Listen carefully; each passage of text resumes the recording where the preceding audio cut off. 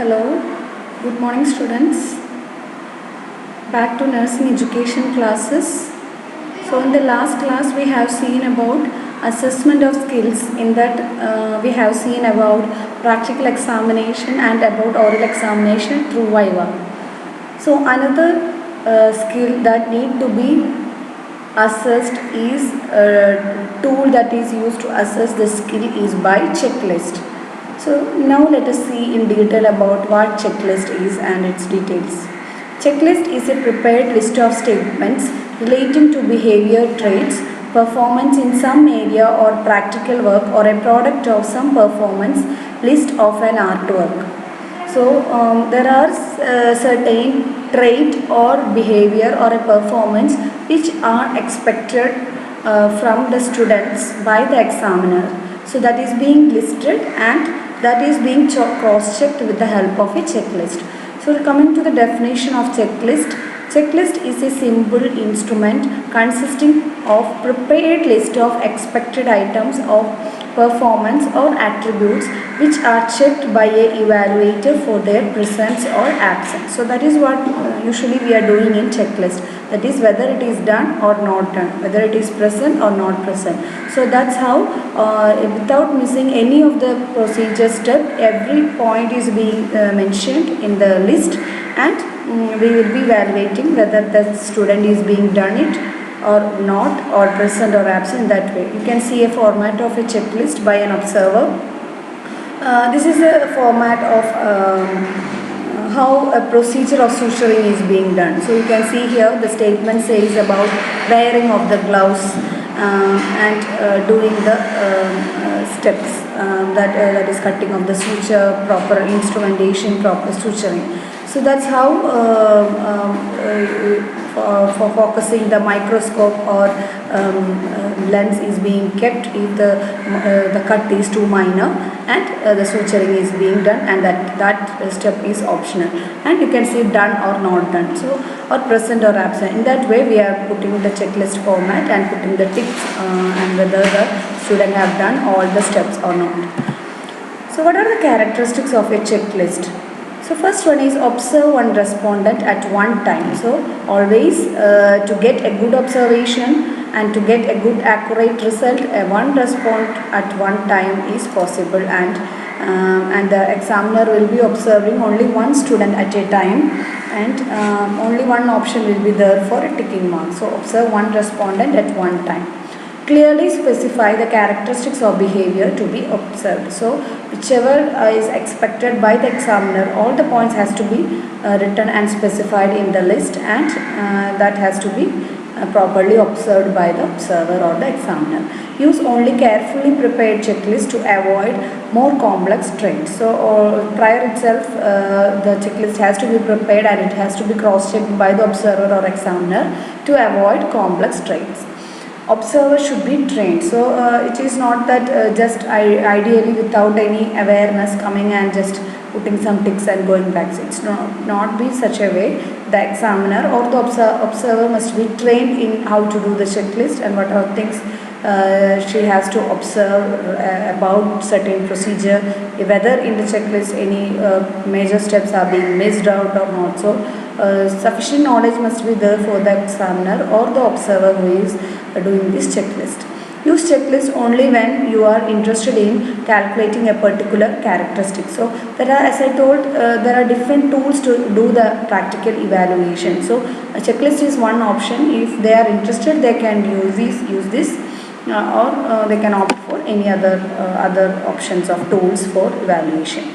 According to Granold, the steps of checklist includes identify and describe clearly each of the specified desired actions in the performance. So first one, they have to clearly specify the desired action. Second one is add to the list those actions which represent common error if they are limited in number and can be clearly identified. So any common mistakes there are chances of doing, that also can be mentioned along with that. So if they are doing it after the procedure, the evaluator can give the corrections.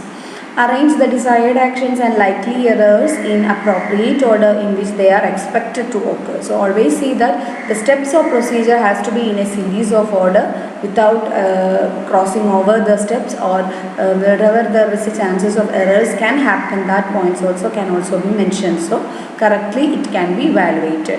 Provide a simple procedure for numbering the actions in sequence or checking each action as it occurs.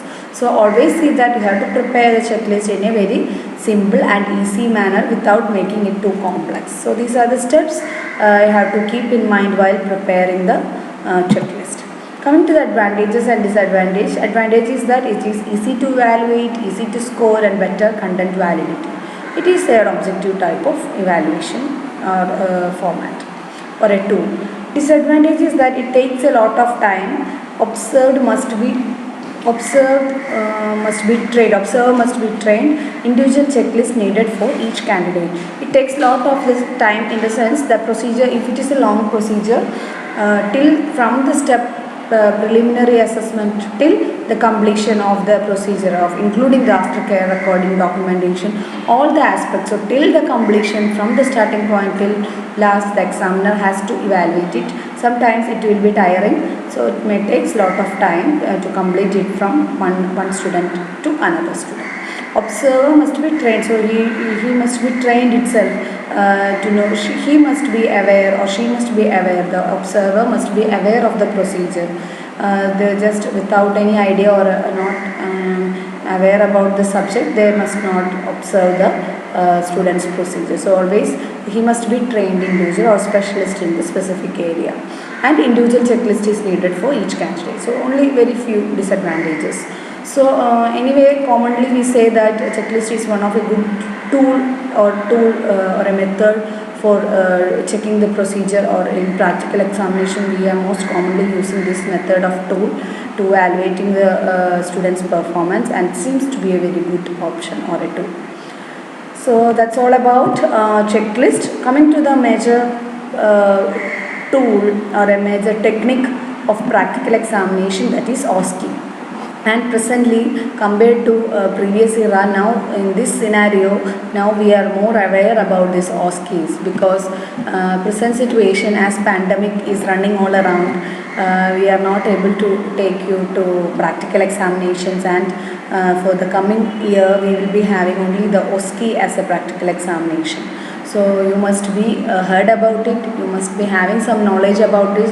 So I am going to take in detail about what OSCE is, and this technique is having much importance in today's scenario.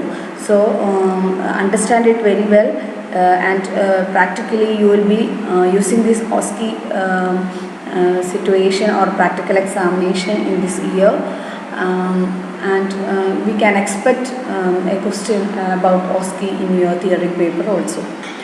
So now let us see in detail about OSCE. So OSCE means Objective Structured Clinical Evaluation.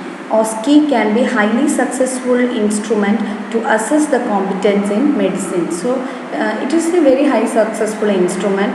Now presently, before the initiation of this pandemic itself, within last 3 to 4 years, now especially the examiners are more aware about the importance of OSCE, and especially in all the competitive examinations we started using this OSCE. So when this pandemic arose, a few of the examiners are completely trained in OSCEs prior itself. So it was very easy to introduce these kind of OSCEs in the college campus and college situations. So now let us see about it.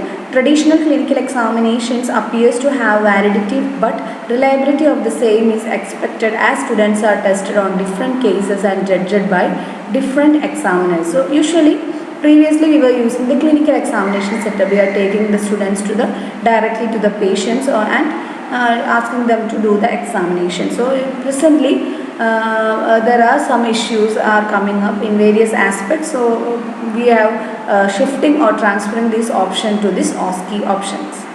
So in OSCE, the students rotate through a series of stations at which they are asked to carry out a task. Usually in clinical, how we are doing it. Similar manner, we will not be having a live patient Instead of that, we may be having a situations and scenarios will be put and stations are being set and you are asked to do the procedures. In the